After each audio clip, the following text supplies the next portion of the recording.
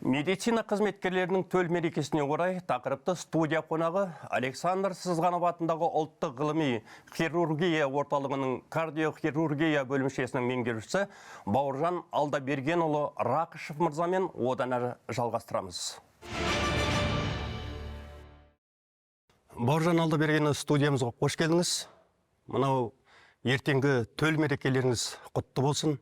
Сұхбатымызға келіскеніңіз үшін рахмет. Өйткені жаңа ғана күрделі операциядан отадан шықтыңыз. Енді шынын айту керек, Бауыржан Алдабергенұлы әрбір жаны қысылған кезде әуелі Аллаға, екінші маманға сенеді. Солай ғой.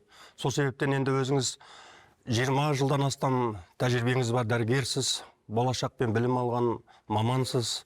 Осы күрделі осындай оталарға қай уақыттан бері кірістіңіз? Әрі ол күнде бола ма, қалай сіздердің істеріңізде?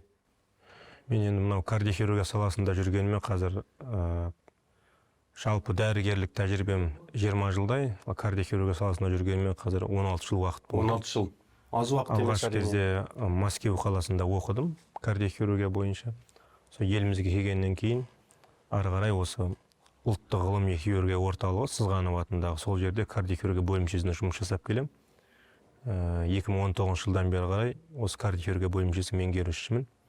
Әрине ұлттық ғылыми орталық болғаннан кейін бүкіл Қазақстаннан неше түрлі жағдай болады, және кілең күрделі науқастар, күрделі оталар, аса ауыр науқастар бізге келіп түседі.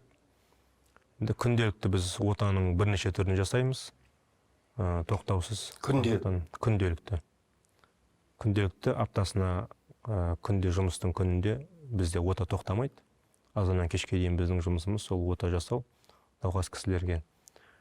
Енді бұрынғы кезекте жалпы науқастардың жалпы жағдайына байланысты оталардың түрі бөлінетін.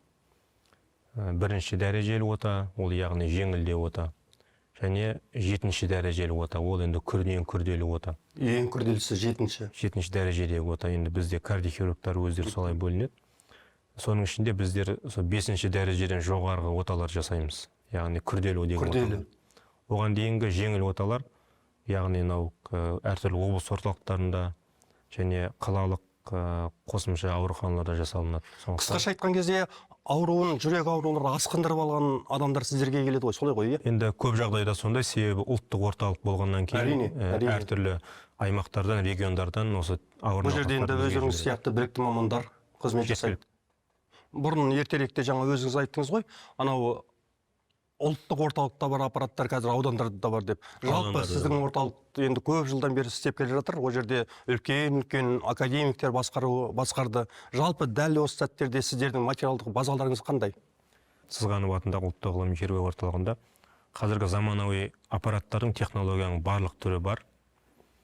Біздегі жасалып жатқан оталардың ол соңғы деңгейдегі аппараттармен жасалынады, және халықаралық тәжірибеге сүйене отырып, соңғы деңгейдегі оталардың жаңа түрлерін біз өзімізге енгізу арқылы осы бойынша науқастарға ота жасаймыз. Яғни бұрынғы үлкен кесу арқылы жасалынатын оталар қазір мынау тесік арқылы да жасалынады, видеоның көмегімен, және кішкентай тілік арқылы. Бұрынғы өте күрделі оталар қазір осындай әдіс-тәсілдермен жасалынады. Және де көп жерде науқас кісілердің емдей алмайтын көптеген мекемелерде жоқ тәсілдің барлығы бізде бар деп айтуға болады. Бұл әрине біздің еліміздің медицинасы үшін үлкен жетістік, себебі осы Сызғанов сияқты ұлттық ғылыми хирургиялық орталық сияқты мекемелер елімізде бірнеше жерде бар. Және халықтың жалпы соңғы үлгідегі жаңа технологиямен өзінің ағзасына өте аз зиян келтіру арқылы ем алуға толық мүмкіндік қазіргі таңда елімізде, оның ішінде біздің орталығымызда бар. Енді шынын айту керек, кез келген адам мынау жанына батпай дәрігерге қаралмайды, шынын айту керек. Жалпы осы жүрек ауруын болдырмау үшін, жүрекке салмақ салмау үшін біз қарапайым халықтар не істеуіміз керек? Бір кеңес айтыңызшы. Ең бірінші кезекте бұл яғни адам өзінің күн режимін қалыпқа келтіру керек. Уақытылы ұйықтау, уақытылы тамақтану, мүмкіндігінше табиғи тамақтарды қолдану, және өзінің енді әртүрлі кісілер болады ғой, әртүрлі қызметпен айналысатын, әртүрлі жұмыс бабымен айналысатын, әртүрлі еңбекпен шұғылданатын. Осы өз ағзасына жүктеме түсірмей еңбектену керек және өзінің күнделікті тамағын реттеу керек. Өйткені біздің қазақта сөз бар, ауру астан деген. Осы тамаққа көп көңіл бөлген дұрыс. Екіншіден, зиянды әдеттерден мүмкіндігінше ада болып, енді мына спорт деп айтып жатамыз, дегенмен де спортпен шұғылдануға әрине ол барлығы адамның мүмкіндігі болмауы мүмкін, және уақыты жетіспеуі мүмкін. Дегенмен де әрбір кісі өзінің көңіліне, өзінің ағзасына жүктемені ол сезіне білу керек. Сол арқылы спортпен шұғылдануға мүмкіндігінше бет қою керек. Себебі қимыл қозғалыс болмаса біздің ағзамыз дағдарысқа ұшырайды және өзінің күнделікті алдында айтқандай күн режимін мүмкіндігінше сақтаған дұрыс. Бауыржан Алдабергенұлы, мынау спорт туралы да айтып отырсыз ғой.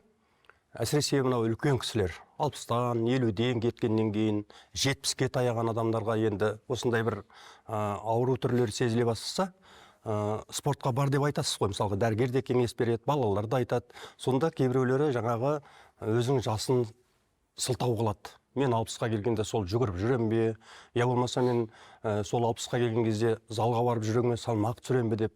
Спорт жасқа қарай ма өзі? Ол спорттың жүктемесіне байланысты. Себебі жас кісілерге арналған спорттың түрі бар. Орта жастағы кісілерге арналған спорттың жасы үлкен, егде жастағы тіпті қартаң кісілерге де арналған спорттың түрі бар. Онымен айналысуға болады. Әрине бірінші дәрігерден кеңес алып, себебі кез келген спорт ол денеге жүктеме түсіретін болғаннан кейін адамның өзінің жас ерекшелігіне байланысты кардиологтан немесе терапевттен кеңес алып, қаншалықты жүктеме түсіруге болады өзінің денсаулығына байланысты. Соны бірінші кеңес алып, сонан кейін спортқа барған дұрыс. Әрине кез келген жаста спортпен айналысуға болады. Әрине ол жас кезінен бастап спортпен шұғылданған кісілерге ол жеңіл көрінеді. Ал жалпы спортпен бұрын айналыспай, егде жасқа келгенде спортты бастаймын деген кісілер болатын болса, оларға бірінші дәрігердің кеңесін алу керек. Дегенмен де қазіргі дамыған заманда спортпен шұғылданудың да түрлі тәсілдері бар, түрлі технологиясы бар. Сондықтан ол спортпен осындай қартайған жаста айналысуға мүмкіндігім жоқ деген, енді қанша дегенмен сылтаудың түрі болуы мүмкін. Дегенмен де дені сау адамға қашанда спорт оның өзінің жолдасы болу керек. Жақсы. Енді бұдан 2-3 күн бұрын мемлекет басшысы Қасым-Жомарт Кемелұлы Тоқаев мырза сіздердің әріптестеріңізді, көптеген бір топ дәрігерлерді Ақордаға шақырып арнайы марапаттады. Еліміздегі медицина ахуалына тоқталды. Жақсы, олардың жағдайлары жақсаратынын айтып жатыр.